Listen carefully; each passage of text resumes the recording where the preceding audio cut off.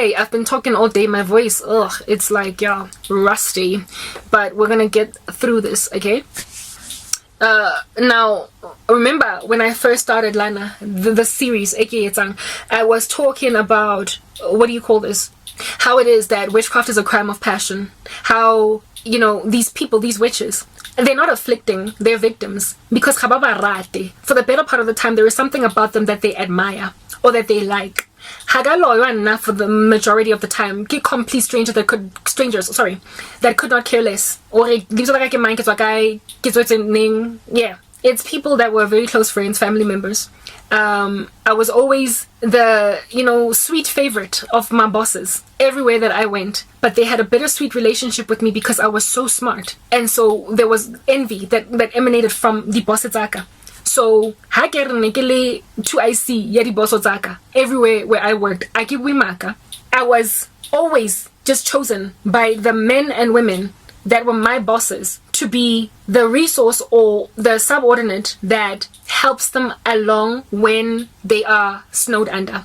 So I have mentored or trained up lots of new or inducted lots of new people in my teams because my bosses trusted me to deal with new people when they had too much on their hands. But the same men and women, not all of them, went on right ahead to often downplay me in appraisals, wreaked havoc in my job satisfaction. Something which I always used to find strange. Those have always been my challenges in corporate. Bosses that loved me, but that wished I was not so good at what I did. But it was precisely because I was so reliable and so good that they loved me. Bittersweet. They had a very bittersweet, ambivalent relationship with me.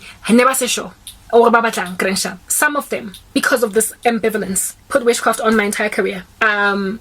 Guys, these are not people who did not like me. They are people who liked me the most out of everyone in the environment. But they broke my life and my heart as a result. When I say witchcraft is a crime of passion, I understand. From where? Boloi, Bato, often Bato out of their way to manipulate Bato because Baba Rata. My bosses, how many? 3. And in Nahe, I had a very short, I didn't have many companies I worked for. In the few environments that I worked, I grew very quickly. So when I say 3 bosses, I understand that's a big number. And out of all of them, the rest of them, Basang Loyang, made my life a living nightmare, only for me to find out I was their best, their favorite. It was only 3, however, that dabbled in sorcery. And they rolled me around because they loved me. Witchcraft is a crime of passion. I remember one of my bosses, she was not a witch, mara onang sabotage aga career yak. She applied for some promotion and she deserved it. But somebody else took it because onalim shiga raised. The way anang kutlise botlhoko thing in my career. I remember one time she gave me a horrible appraisal score and I was already a born again Christian. Psalm 37 in the Bible, my old Bible that I had then. In a limits, the pages of the Bible were wet because negilla on it. That psalm that speaks about you will not forsake his saints. I had done so well that year and she underrated me, gave me the lowest score out of all of my team members despite one of them train in the job. I was like, all that went to the dogs. She messed with the bonus that I got that year, etc. I was so heartbroken. From that day, she'd already pulled stunts on me. She was the kind of person who meetings. I'd do a PowerPoint presentation and she would act like it's hers and talk on it. Be like, next page. Literally read off my PowerPoint that I worked all night long purely because there was an executive in the room and she didn't want that man or that woman to see me flying like a bird. So she wanted to make me look like I was just something that was tagging along in the room. She would steam. She couldn't live without me, but she also couldn't live with me. Anyway, this boss, Bamu cut her off because of corruption in the building by promotion to somebody else. I thought that she wouldn't, I imagined that after that happened, that she would look at me as, you're probably thinking that could, it happened to me on purpose, and so avoid me. When you have hurt someone and then you fall, you avoid them lest they should mock you and tease you. I expected this woman to walk around me Like, don't say nothing, Karabo. Don't say anything. Just don't say anything. Instead, after losing that promotion, I went up to her and I was like, I'm really sorry about that. It was totally yours. I don't know what's going on. I was rooting for you. So I went out of my way to basically comfort her about the loss of that promotion. And she burst out crying on my shoulders in front of everybody. It was surprising, given that she had her favorites that looked obviously like her favorites, that she was happy to show that she liked them. Mara it was when I went to go and comfort her that Allah, for the first time, mopela everybody, having had never done that in the office before. She was very strong. She would never have shown her weakness to anybody. Never. But she burst out into tears. She couldn't hold them back because there was something about me that she really felt comforting, that she could allow herself to be vulnerable. Literally disregarding the extenuating environment. She cried on my shoulders.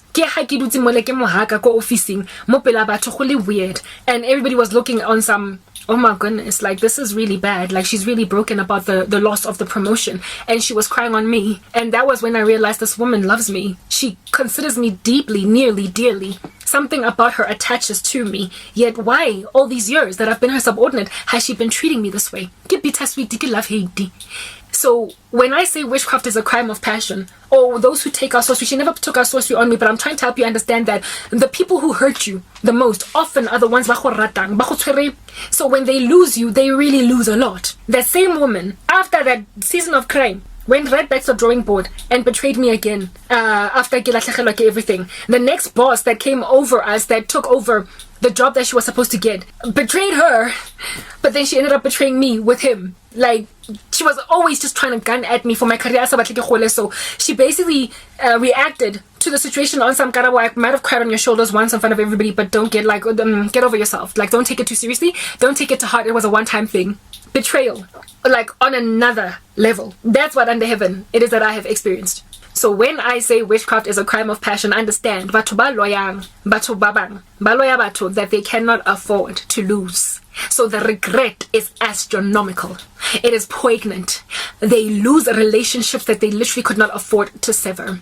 So the Church of Satan, those who belong to the prince of the power of the air, they afflict the church, not because they hate the church, but because they admire the church. They actually low-key, actually really desperately love the church, and they want the holiness and the piety of the church, the protection they have in the power and the might of Christ. However, they are too arrogant to admit it, and so they afflict the church. They steal from the church and they try to kill the church. But the gates of Hades will never prevail against the church. So their demise is especially sorrowful because they are being afflicted by he who or she who or they who they actually truly low-key deep down inside love.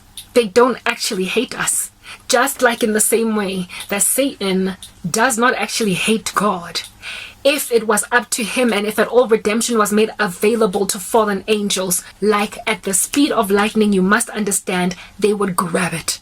It's not like they are happy to be out of heaven and separated from God forever. If they could be given the blood to atone for them, they would take it. And so they hate the human race because they have a shot that they don't have. A second chance. Let's go to the final part.